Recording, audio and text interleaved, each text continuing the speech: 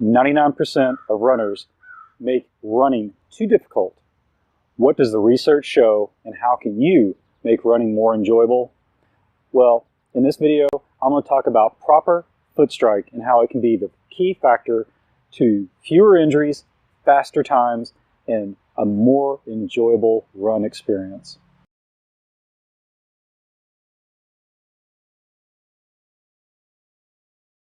Hey guys, it's Chris Love, the Normal Fat Guy, here for Spartan Obstacles. And today, I'm going to talk to you about proper foot strike when you're running. Now, Spartan Obstacles and obstacle course racing get a lot of attention because of the obstacles. But if you really break it down, if you're actually racing, 90 to 95% of any obstacle course race is running. And that means we need to train. Now, running is an excellent exercise to help anybody get in shape and lose weight and just get general fitness going. But most runners, or most people, avoid running at all costs because of the strain it puts on your body. And let's be honest, when you start running, it's not the most enjoyable experience. Now, over the past few years, I've picked up running and started enjoying it, which is very ironic because, like most people, I've avoided it myself. Now, I'm not the best runner, but a lot of people do ask me for advice on how to run better and how to actually enjoy it. And as I've tried to learn how to run better, get faster times so that I can compete in these Spartan races, I've done a lot of research on proper running mechanics and running form. While I still have a long way to go, I know one thing in particular is holding most people back, and most runners back in particular, is improper foot strike. Now, there's a lot of debate as to what proper foot strike really means because everybody's slightly different. But there are three basic foot strike patterns that you need to be aware of. The first is the forefoot strike. And this is going to be when you want to use this really when you're sprinting. So think about the 50, the 100, the 200 meter, possibly the 400, and maybe if you're really good, the 800 meter sprints. And this is when you're up on the balls of your feet and you're really driving off. And you're going to have a lot of forward body lean, and you're going to get a lot of power and a lot of speed. And it would be fantastic if you could maintain that speed for a long period of time.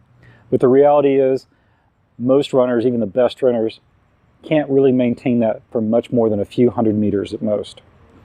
It takes a lot of energy out of your system and really drains you quickly. And that's what's going to cause you to, really start breathing hard. Next, it's the midfoot strike. And that's where you're coming down basically with most of your foot, most of the surface of your foot on the ground. Ideally, you're coming with your foot directly under your shoulders so that you basically have this kind of perpendicular line for view in relationship to the ground. I'm going to talk a little bit more about this in the video because this really is the ideal strike for any kind of normal running short of sprints.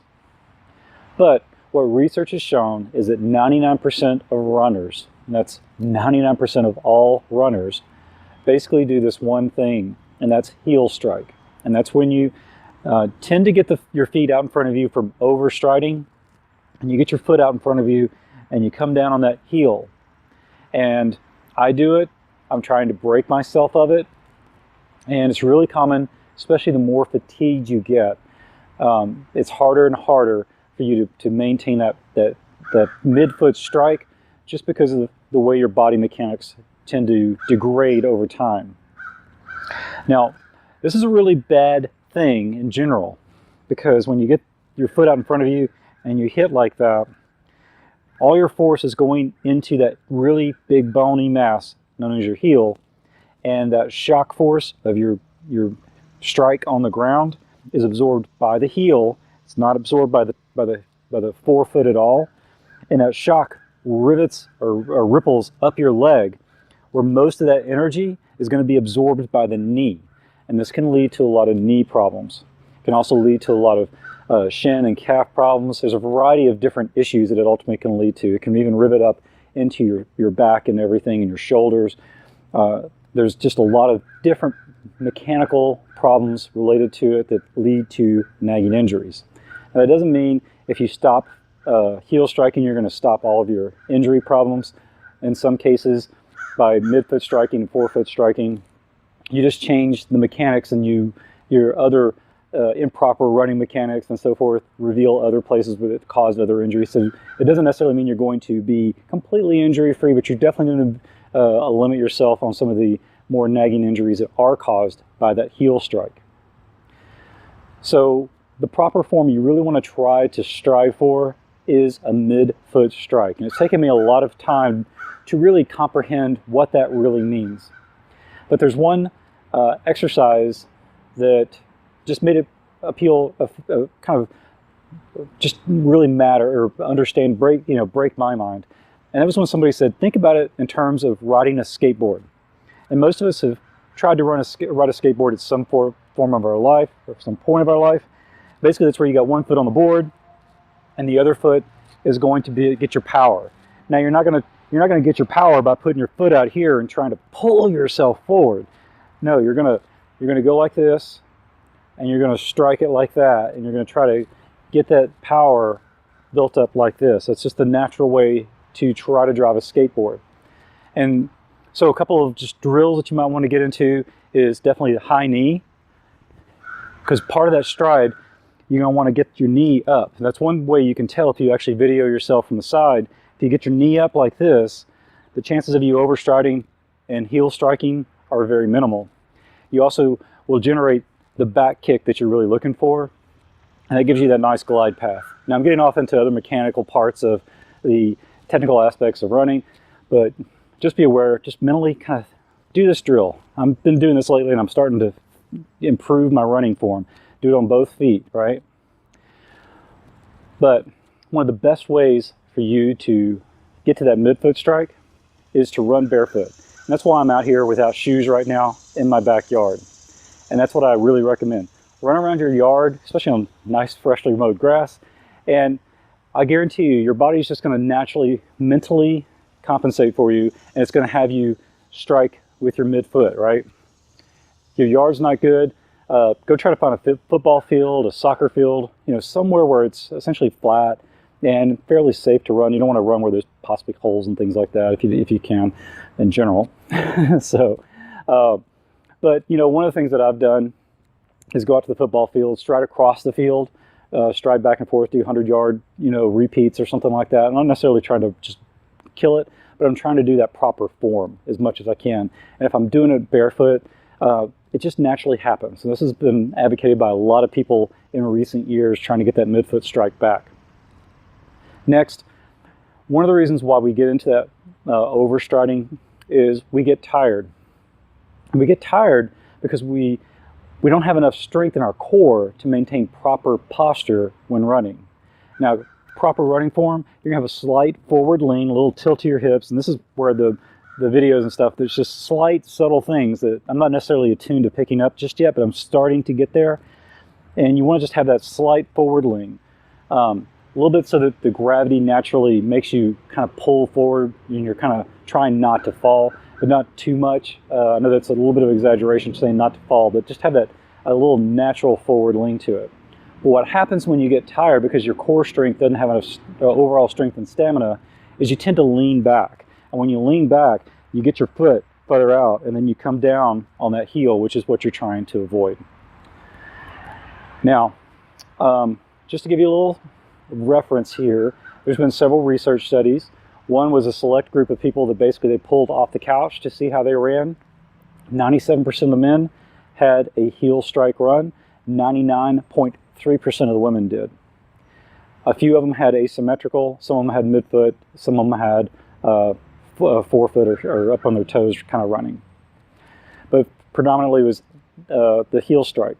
But another study I thought was very revealing looked at marathon runners at basically mile 5 of a marathon, and they analyzed what kind of striking pattern they were running at. And this is a good study, I think, because at 5 miles, you generally entered into that fatigue zone where you're probably past your core strengthening stamina level, and that's probably when you're going to start getting that bad posture going on. And they found that basically 97% of the marathoners were heel striking.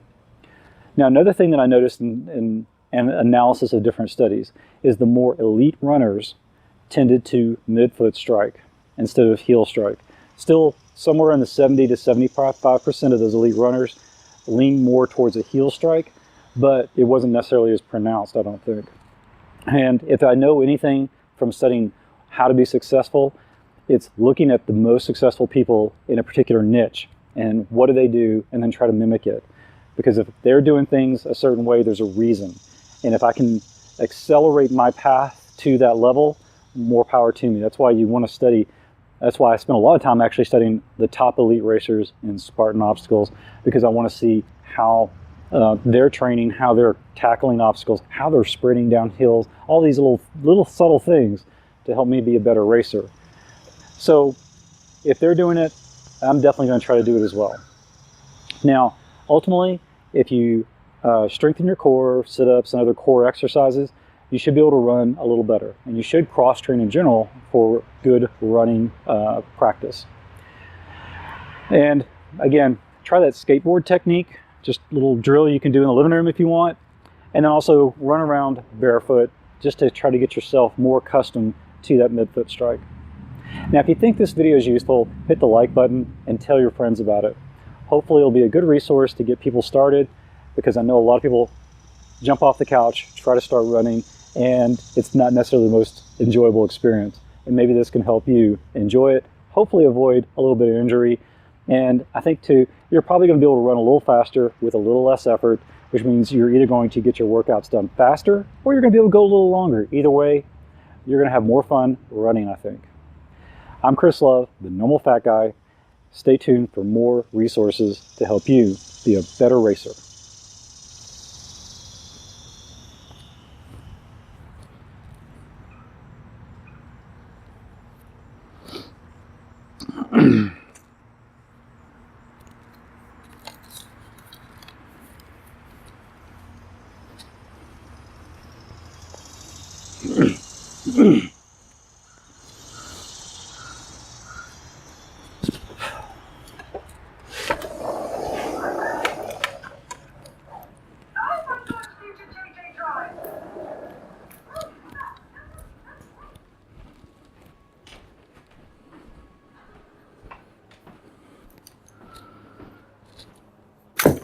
You know what? I gotta stop the thing.